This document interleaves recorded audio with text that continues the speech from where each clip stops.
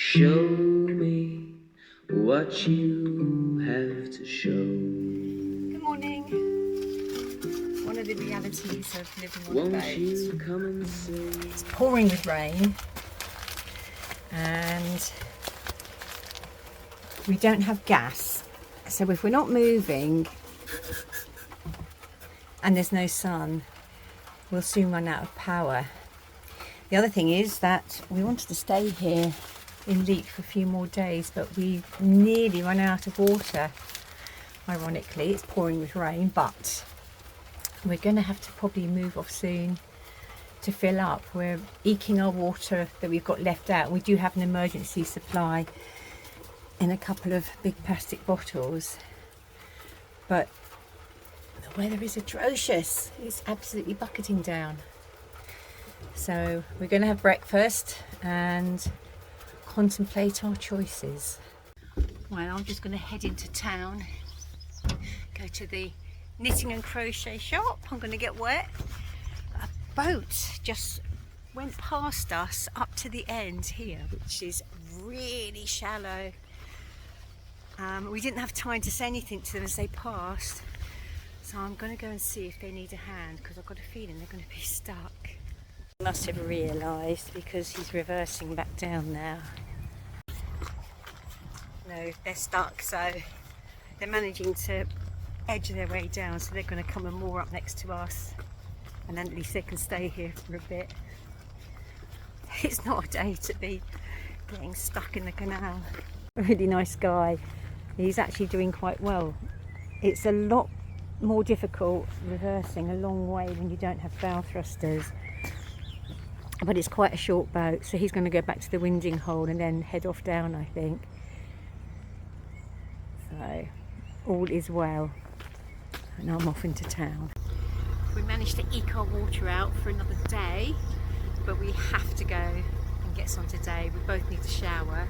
So it's going to be raining most of the day. It has been raining all this morning, but we've got a brief window right now. There's a tiny bit of sun.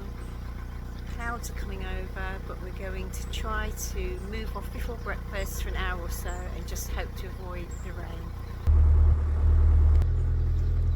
Well, we've had a very satisfactory morning. We got down to the services without getting wet. Both had a shower while it was filling up with water. It wasn't busy. Washed out all our hand washing, did the washing up, filled up jugs and kettles and every receptacle, so we're loaded up with water. And then we had to go on a bit and wind and turn around to come back to go down the Calden part of the canal. We're not going to go far. We've got 3 locks to do, maybe a few more at a place called Cheddleton, where we're hoping to moor, because I think we can get a bus back into Leek there. These two canals cross over each other, and the ends of both of them is not very far from each other. And there's somewhere I'd like to go tomorrow if the weather is in our favour. I think it's going to be better weather tomorrow than today, so hopefully we can get a good old hike in tomorrow. We're in the first of the 3 locks going down.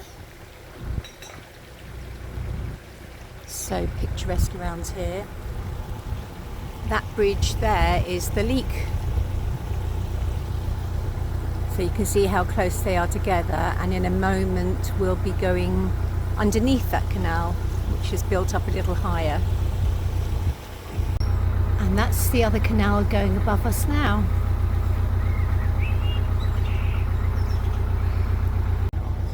It is lovely, isn't it? Just, there's nobody around, very few boats moving.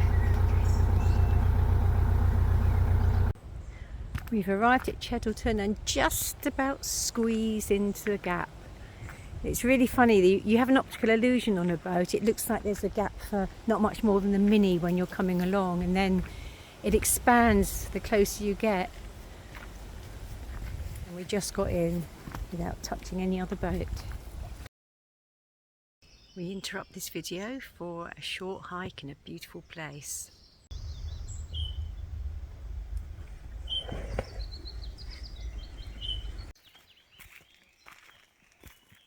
So Luds Church is actually a beautiful green chasm that was caused when the local gritstone called Roach's Grit fractured and slipped down towards the Dane River.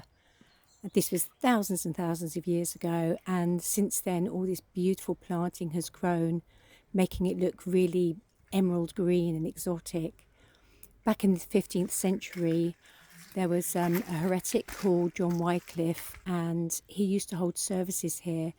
His followers were called the Lollards, and one of them, Walter de Lud, was caught, and this place was named after him.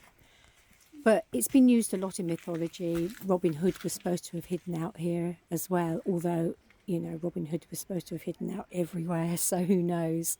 But it is just a gorgeous place, so if you ever get the chance to come and visit.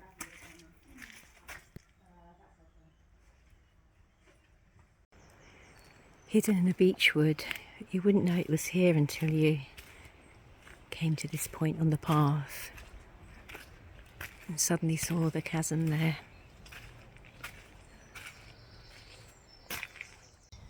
Back to narrowboat world, and after the lovely walking day yesterday at Luds Church, we're back in rather drear weather, which is set for the next few days. So we're still in Cheddleton, and it's Saturday afternoon, and because it's not really a day for walking or exploring, we're going to go and see if we can find the local tea shop, which is in some old schoolrooms.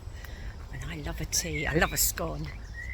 And on the way there's something rather pretty to see.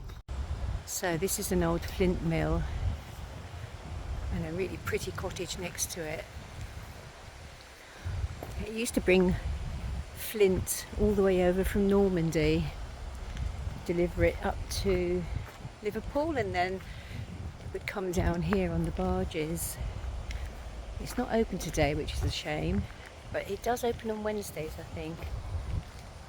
So I think we're going to miss it on this trip, but we'll go down and have a closer look. Look at this cottage though. It's just picture perfect. So I think on Wednesdays when it's open, the water wheel is turning. It was certainly turning last time we came here 4 or 5 years ago. There's the weir.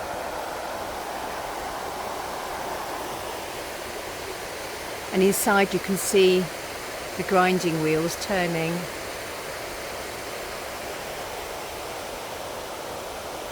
Gorgeous. Cheddleton is a little backwater off the main road, and this is looking like it's an old schoolhouse over here. The cake is calling.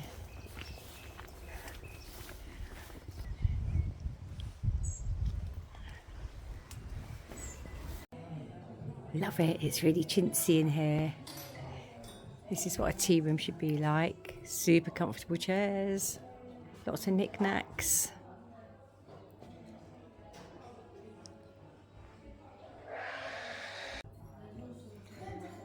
What do you reckon on the scones, H? 4 out of 5? Not bad. Yeah. Not bad. Better than a lot. Sunday morning, and we're leaving Cheddleton underneath a wooden building, which is rather charming. We've got a boat ahead of us going into the lock, so we didn't time that very well. So I'm just floating along and waiting for him to finish. Today we're going to go down to Consul Forge, which is a beautiful spot in the middle of the country, and we'll probably come back up tomorrow and start heading for the Macclesfield, because we've heard that it's going to be open from Tuesday, so we can start heading over there, which is really good news.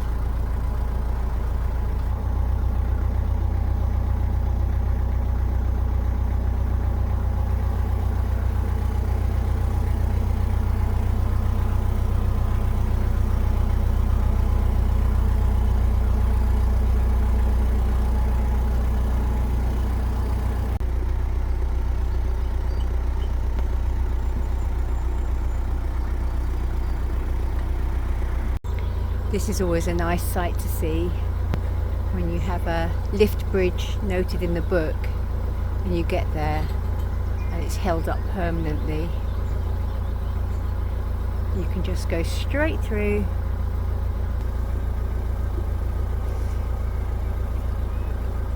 You always wonder if those chains are going to rust through one day. Whoa, imagine. For the last part of our journey today, we join the River Churnet, and you have to just check that it's safe to proceed. Not sure where you check. We'll go and have a look.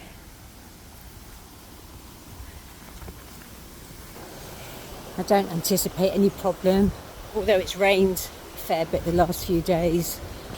The water doesn't seem to be particularly high. Must be a warning sign somewhere.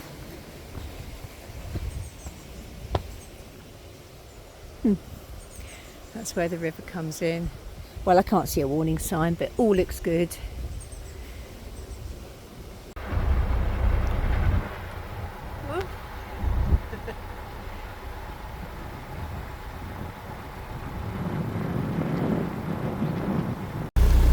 There's no landing stage or steps for Henry to get on here, so I'm going to have to...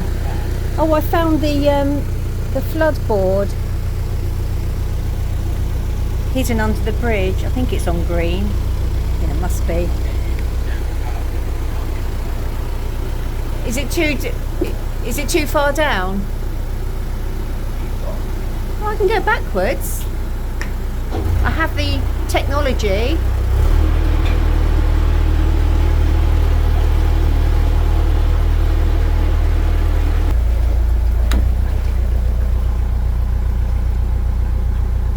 Yeah, you can get on there. No, not when you're sitting up here, it's not easy. I'm coming. Quite easy in the end. That would be tricky as if you were a single boater, eh? Yeah, well, I guess you'd stop here, wouldn't you?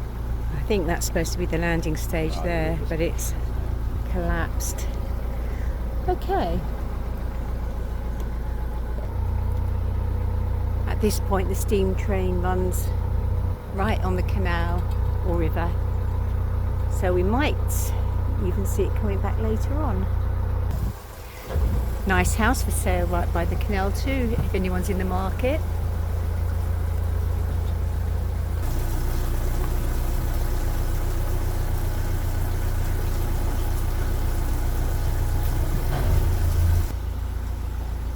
We have to squeeze around here very carefully because the building comes right out over the canal.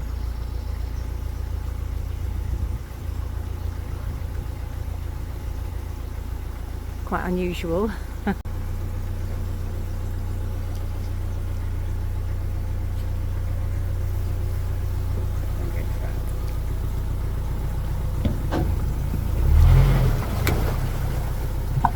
Oops.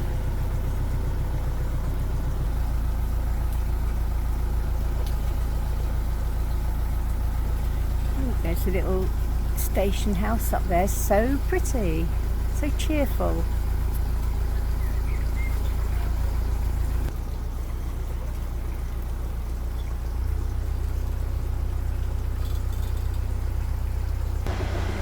Here it comes.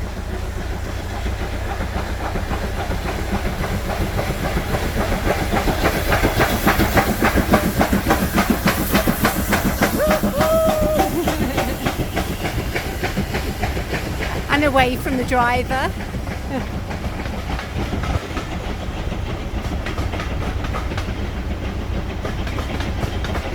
Oh, they're all having their cream teas on there. The little lampshades. How lovely.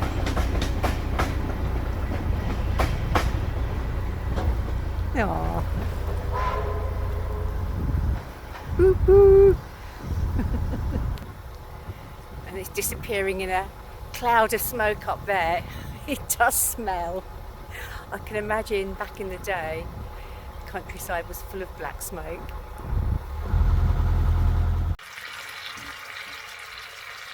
Well, I'm going to call this a very satisfied Sunday. We've got a mooring spot, and I'm just about to put our lamb and potato casserole into the Wonder Bag for the afternoon.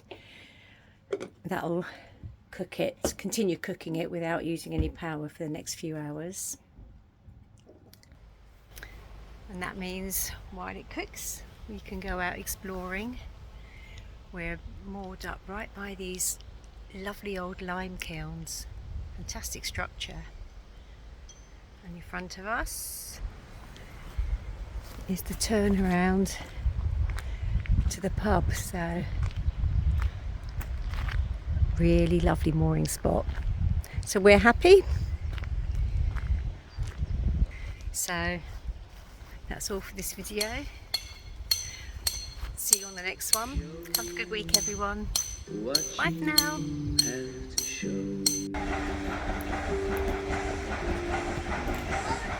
Won't you come and say if you know